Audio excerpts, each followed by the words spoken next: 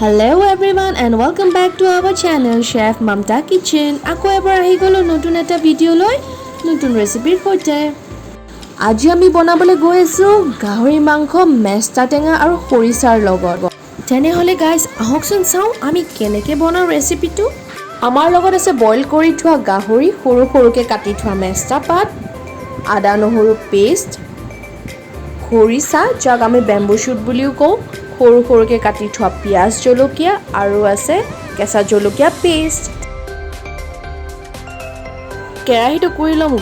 গৰম কেৰাহীত দি দিম আমাৰ মিঠাতেলটো গৰম হোৱাৰ পাছত ইয়াতে দি দিম কাটি থোৱা পিয়াজ আৰু জলকীয়াটো দিয়াৰ পাছত কৰিব লাগিব অলপ দেৰি বাবে ফ্ৰাই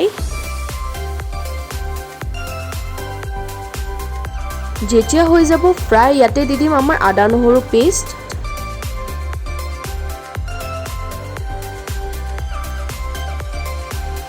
আদা নহৰু পেষ্ট দিয়াৰ পাছত তাকো কৰিব লাগিব অলপ দেৰি বাবে ফ্ৰাই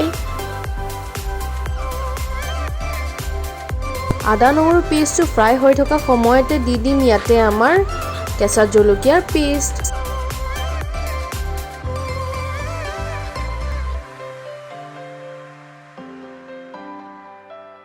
এতিয়া ইয়াতে দি দিছো জিৰা পাউডাৰ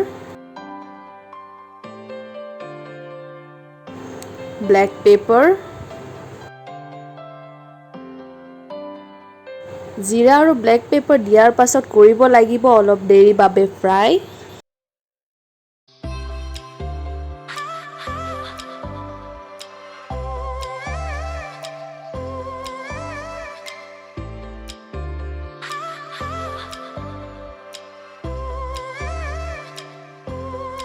মছলা কেটা ফ্ৰাই হোৱাৰ পাছত ইয়াতে দি দিম বইল কৰি থোৱা গাহৰি মাংসখিনি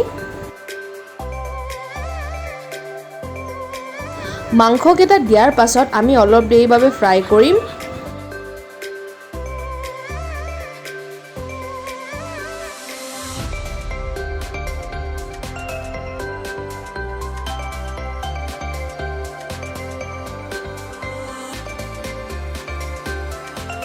অলপ দেৰি বাবে ফ্ৰাই কৰাৰ পাছত এইটো কৰি দিম আমি কভাৰ অলপ দেৰি পাছত যেতিয়া কভাৰখন গুছাম গাহৰি মাংসটো এনেকুৱা দেখিবলৈ হ'ব আপোনালোকে দেখিছে গাহৰি মাংসই তেল এৰিছে অলপ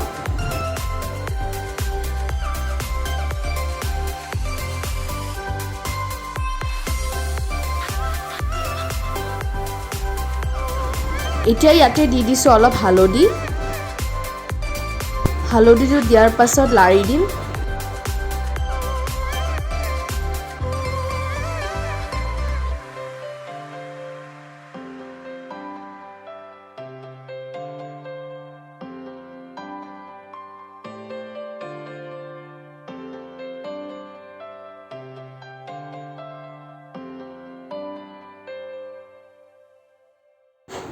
গাহৰি মাংসটো যেতিয়া অলপ সিজি যাব ইয়াতে দি দিম আমাৰ খৰিচা মানে বেম্বু শ্বুট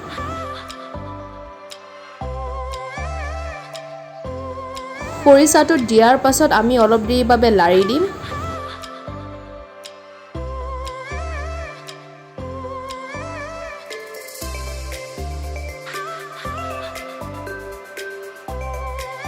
আৰু প্ৰায় 5 মিনিট মানৰ বাবে কভাৰ কৰি দিম 5 মিনিট মানৰ পাছত যেতিয়া কভাৰটো গুছালো মাংসটো এনেকুৱা দেখিবলৈ হৈছে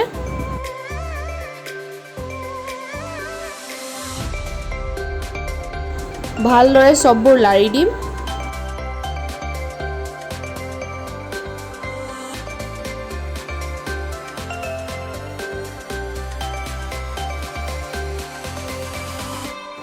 এতিয়া ইয়াতে দি দিছো টেঙা পাত মানে মেষ্টা টেঙা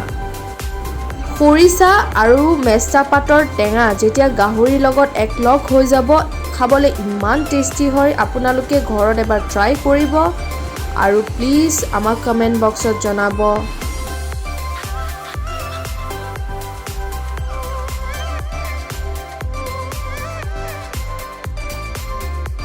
মেষ্টা পাতটো দিয়াৰ পাছত অলপ লাৰি দিম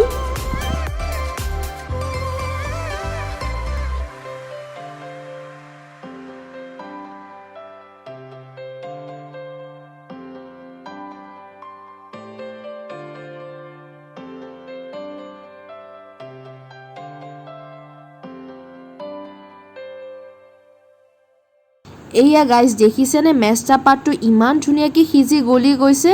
মাংসৰ লগত ইমান ধুনীয়াকৈ মিক্স হৈ গৈছে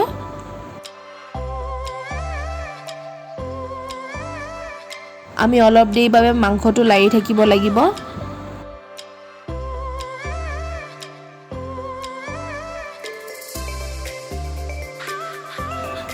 অলপ দেৰিৰ পাছত ইয়াতে দি দিম আমি পানী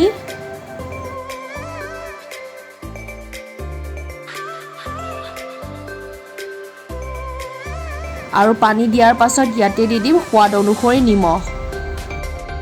নিমখটো দিয়াৰ পাছত অলপ লাৰি দিম আৰু এইটো প্ৰায় 10-15 মিনিট মানৰ বাবে কভাৰ কৰি দিম যাতে ভালকৈ উতল আহি যাওক মাংসটো সিজি গ'ল ধুনীয়াকৈ উতল অহাৰ পাছত আমি ডাইৰেক্ট সাৰ্ভ কৰি দিলোঁ আৰু সাৰ্ভ কৰাৰ পাছত মাংসটো এনেকুৱা দেখিবলৈ হৈছে আজিৰ ৰেচিপিটো আছিল গাহৰি মাংস টেঙা পাত আৰু খৰিচাৰ লগত যদি আগতে আপোনালোকে গাহৰি মাংস এনেকুৱাকৈ ট্ৰাই কৰা নাছিলে এবাৰ ট্ৰাই কৰি চাব আৰু আমাক কমেন্ট বক্সত জনাব আজিৰ ভিডিঅ'টো আছিলে ইমানে যদি এই ভিডিঅ'টো ভাল পাইছে লাইক শ্বেয়াৰ আৰু সাবস্ক্ৰাইব কৰি দিব কালি আকৌ এবাৰ আহিম নতুন এটা ৰেচিপি লৈ আপোনালোকৰ ওচৰত আজিৰ বাবে ইমানে বাই